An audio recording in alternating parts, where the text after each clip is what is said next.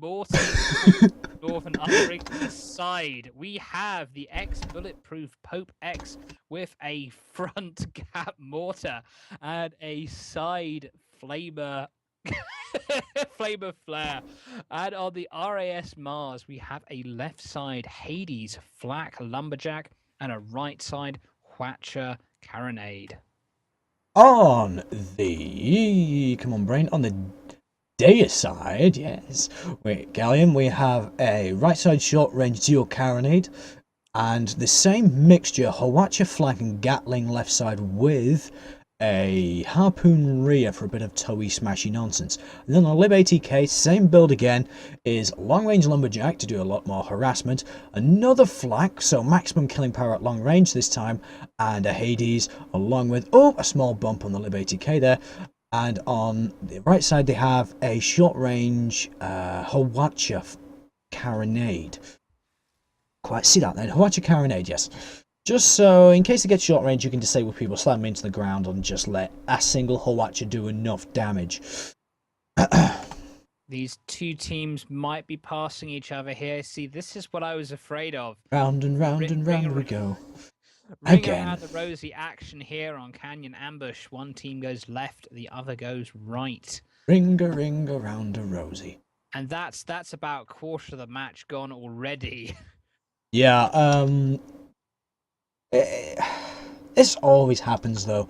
It always happens, especially when you have a spawn like this and the clouds are already preloaded in. There's sometimes you load the map up and it's got a 50% chance of happening, does it? Doesn't it? I mean, for all we know, both teams could have gone the same way. They could have gone this. It's kind of random chance, isn't it? Well, you used to. I think you probably remember this. Well, especially in pub play, you used to see people, especially blue team, just sit in their spawn. Because blue team would usually get the upper hand by sitting in that spawn and having all this open space to play with. And take on red team as they come out of this canyon.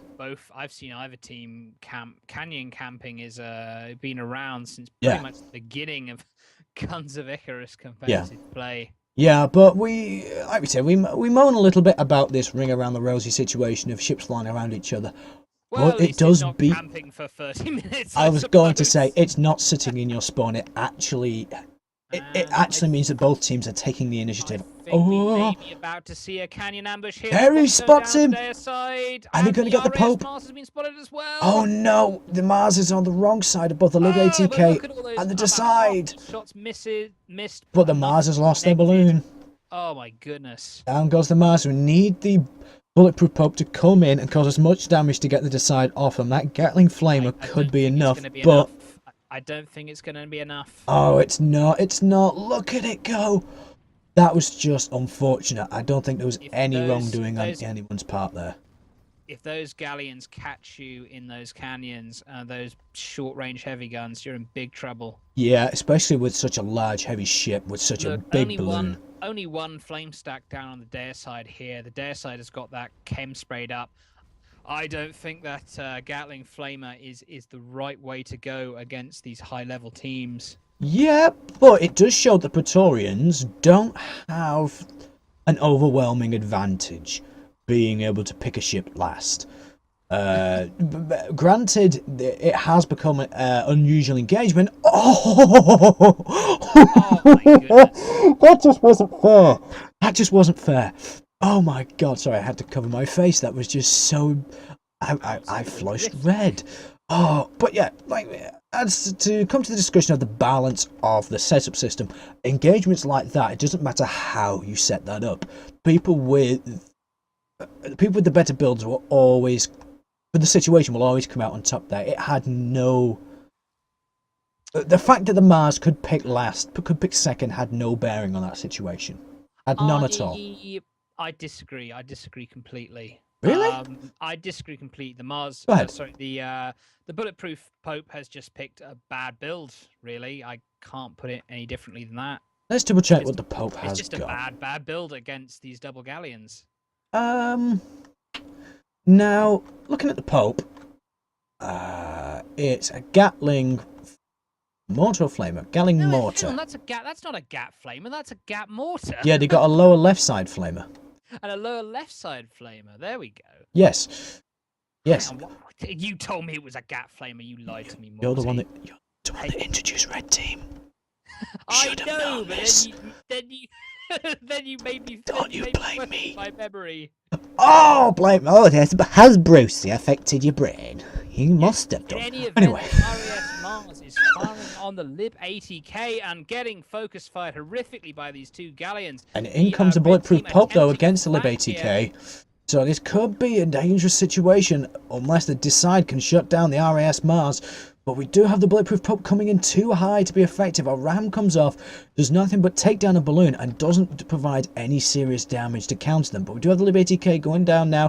Where's that mortar fire? Oh, good enough mortar fire, but the hull comes up too quickly in the Lib 80k. They need to be faster. But it's now brought them down alongside the carronade of the Deicide, which means that the bulletproof Pope is now in trouble. You do not want to be in the short range broadsides of a galleon by any stretch of the imagination. Especially not a dual carronade with a pyramidion.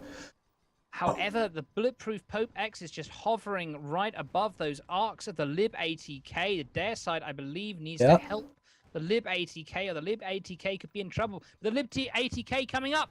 Lib 80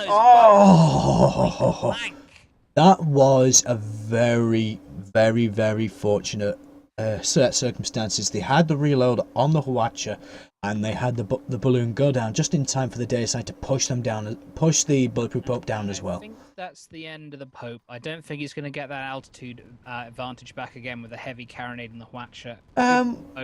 Pope. No, unfortunately, there goes the Pope. We are seeing, okay, I'm slightly swaying towards your opinion of the RAS Mars. It hasn't done very much there, and everything it could have done, bursting the balloons of the Deicide, only served to help it drop down to attack the Lib 80k. I think if they'd have come in close and used those Huachas to disable it, then it would have been a bit of a better story. The short-range Pyramidion against these two galleons, with those close-range broadsides.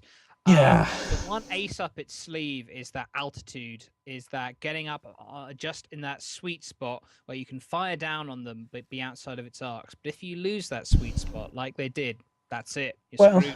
They did lose the sweet spot, but it wasn't really any fault of theirs. It was the fact that the Deicide couldn't. Oh my goodness! Oh no! Two broadsides just turning on the bulletproof Pope. Not much happens though. Reverse Pope as fast as he can. Pope having a bit of brown trousers. Brown trouser situation. Brown trousers there for the. Oh, I like a nice pair of brown trousers. They must have an elasticated waist, because belts don't fit me no more. Well, from brown trousers to red trousers, that's horrific. Wait a second. There goes the Pope. And I think that might be all she wrote for the RMAS Mars as well, unless it can get out of here. Even if it does, I think this is the GG in favor of the Ryders. Let's see, I believe there's about six-ish minutes more that can be played. Oh, and Mars is just taking a beating, and... Sorry about that, ladies and gentlemen. I had a slight technical hiccup on my end. Thanks for carrying on there, Brick. There we have it. There's a solid win for the Ryders. Shutting my mouth. The double galleon does work, and work quite well.